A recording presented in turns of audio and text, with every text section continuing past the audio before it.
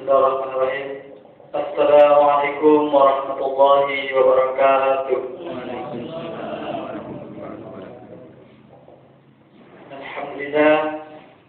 Alhamdulillahirabbil alamin wa bihi nasta'inu ala umuri dunya wad din. Wassalatu wassalamu ala asrofil anbiya'i wal mursalin sayyidina Muhammad wa ala alihi wa sahbihi ajma'in. Amma ba'd. Hadirin jamaah yang insyaallah dirahmati Allah Subhanahu wa taala. Pada kesempatan ini tidak kalimat yang paling afdal untuk kita ucapkan yaitu kalimat alhamdulillahil alamin. Karena mengapa?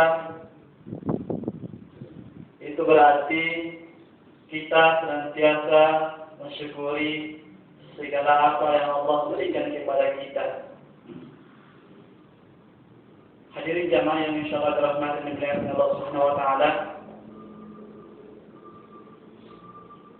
Seandainya Allah Subhanahu wa taala tidak memberikan kita kesehatan, kesempatan dan kekuatan, tidak mungkin kita bisa hadir bersama-sama berkumpul di tempat ini.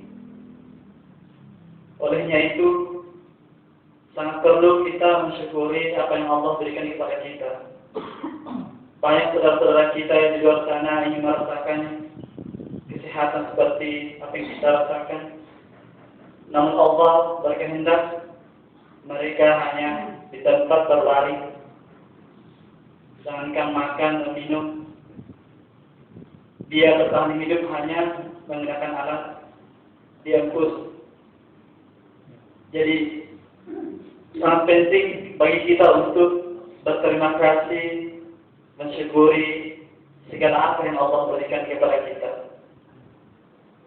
Hadirin jamaah yang insyaallah dirahmati dan dimuliakan oleh Allah Subhanahu wa taala.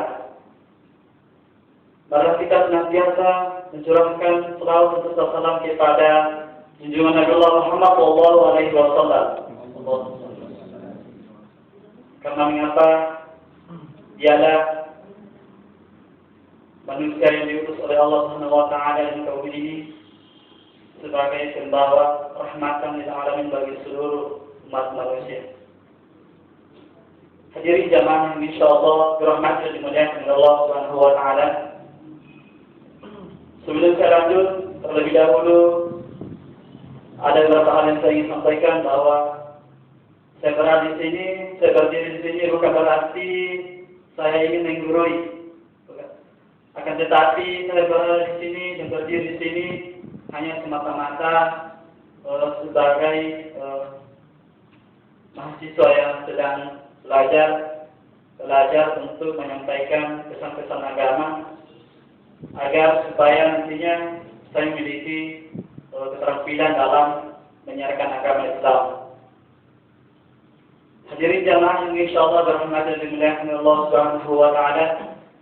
Nah, pada kesempatan ini saya akan mencoba untuk mengangkat sebuah ceramah atau sebuah kutub. Saya tidak terlalu lama-lama. Sebentar, saya akan membahas mengenai tentang akhlakul karimah. Mengapa saya mengangkat tema sebuah kutub dengan akhlakul karimah? Karena melihat di zaman sekarang, baik dalam ruang lingkup keluarga, persahabatan, pertemanan, yang namanya akhlak itu sangat diperlukan dalam berinteraksi dalam setiap hari. Karena mengapa? Kebahagiaan orang akan terlihat ketika hubungan antar sesama manusia itu terjalin dengan baik. Hadirin jamaah yang insyaallah dimuliakan Allah Subhanahu wa taala. Rasulullah sallallahu alaihi wasallam diciptakan oleh Allah Subhanahu wa taala di muka bumi ini itu semata-mata untuk memperbaiki kehidupan manusia. Sebagaimana sabda Rasulullah Rasulullah SAW menjadikan akhlak itu sebagai pokok misi risalah Islam. Sebagaimana sabdanya, "Innama bu'ithtu liutammima makarimal akhlaq." Ya, artinya sesungguhnya aku diutus untuk menyempurnakan akhlak yang baik, akhlak yang mulia. Karena mengapa? Perlu kita pahami bahwa pada zaman jahiliyah dikenal dengan zaman kebodohan. Pada zaman itu sangat mudah terjadi yang namanya pembunuhan, pemerkosaan, dan kejahatan-kejahatan lainnya. Sehingga Allah Subhanahu wa Ta'ala mengutus Rasulullah Muhammad SAW di muka bumi ini semata-mata untuk memperbaiki kehidupan manusia. Dan diperjelas pula dalam Al-Quran surat Al-Ansab ayat 21 yang berbunyi Bismillahirrahmanirrahim. Laqad kana Allah fi kitab Laqad kana lakum fi Rasulillahi uswatun hasanah. Ya. Yang artinya sesungguhnya telah ada pada diri Rasulullah suri teladan yang baik. Nah, ini berarti bahwa sangat jelas dijelaskan dalam Al-Quran dan sabda Rasulullah bahwa dia sengaja diciptakan oleh Allah Subhanahu wa Ta'ala di muka bumi ini semata-mata untuk memperbaiki kehidupan manusia, memperbaiki akhlak manusia. Hadirin jamaah yang insyaallah dirahmati dan dimuliakan oleh Allah Subhanahu wa Ta'ala. Nah, akhlak sebagai pokok inti risalah Islam, akhlak pun dijadikan sebagai prinsip ajaran agama Islam. Nah, mengapa? Pernah suatu ketika seorang laki-laki mendatangi Rasulullah, bertanya kepada Rasulullah, "Wahai Rasulullah, apakah agama itu?" Nanti dia berkata, "Apa agama itu ya Rasulullah?" Kemudian Rasulullah SAW menjawab pertanyaan laki-laki tersebut dengan mengatakan, agama itu adalah akhlak yang baik. Seperti itulah jawaban Rasulullah SAW kepada laki-laki tersebut. Nah, berarti wajar ketika banyak orang kita terdahulu yang belajar mereka lebih mengutamakan yang namanya akhlakul karimah, wahab minan hubungan kepada sama manusia. Namun dia tidak terlalu pedulikan melaksanakan ibadah sholat. Dan saya anggap ini adalah suatu paham yang keliru sebenarnya. Hadirin jamaah yang insyaallah dirahmati dan dimuliakan Allah Subhanahu wa Ta'ala. Nah, jadi sangat jelas bagi kita bahwa ketika kita beragama, berarti kita harus memiliki namanya akhlak, karena agama itu adalah tidak mengacaukan kehidupan manusia. Agama itu tujuannya untuk menjadikan kehidupan manusia menjadi lebih tentram dan damai. Namun mengapa sampai sekarang jadi pertanyaan masih banyak di luar sana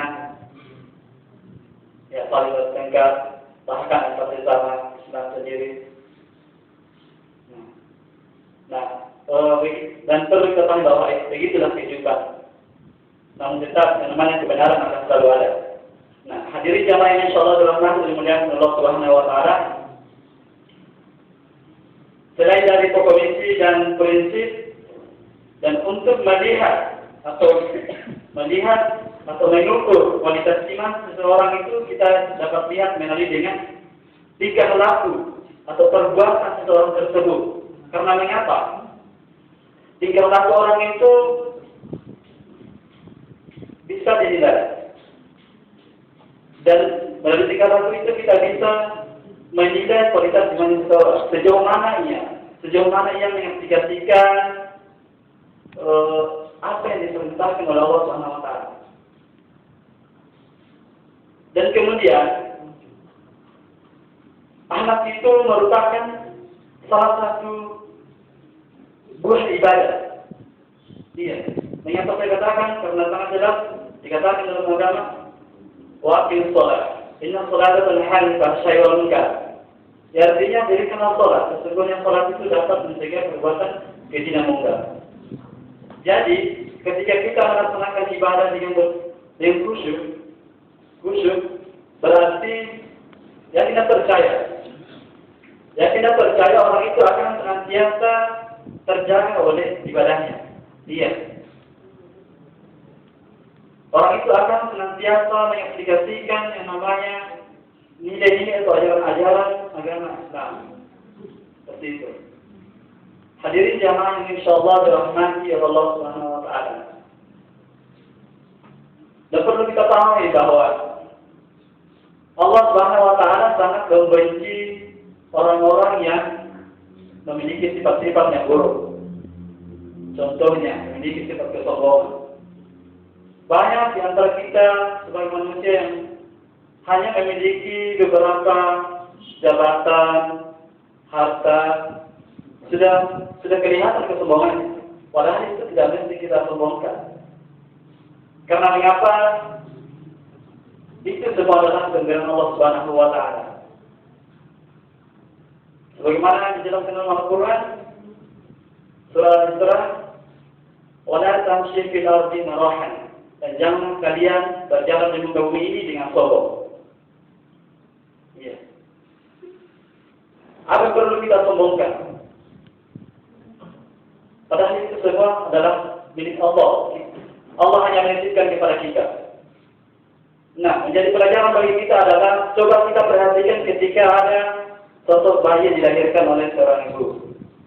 Nah, mereka dilahirkan itu tidak membawa apa-apa, cuma kosong. Jadi apa yang menjadi kesombongan kita? Kita saja dilahirkan tidak membawa apa-apa. Iya. Dilahirkan dengan tidak memakai pakaian hanya telanjang, sehingga itu tidak ada yang membungkus badannya.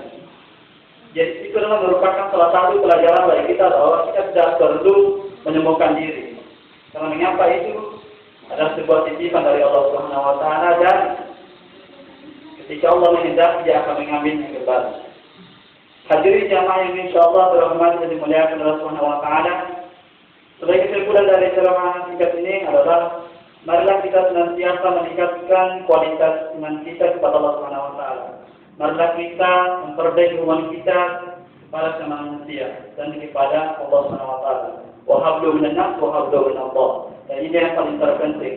Marilah kita senantiasa menjalankan perintah Allah Subhanahu wa taala terkhusus melaksanakan salat lima waktu. Ya. Dan ketika melaksanakan salat itu jangan main-main. Usahakan khusyuk supaya kita senantiasa terjaga dari hal-hal yang buruk atau sesuatu yang buruk. Ya.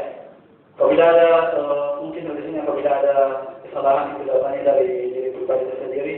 Dan apabila ada kebenaran itu datangnya dari Allah Subhanahu wa taala. Kurang lebihnya mohon dimaafkan. Saya mengucapkan Allahu wa fiikum. Assalamualaikum warahmatullahi wabarakatuh.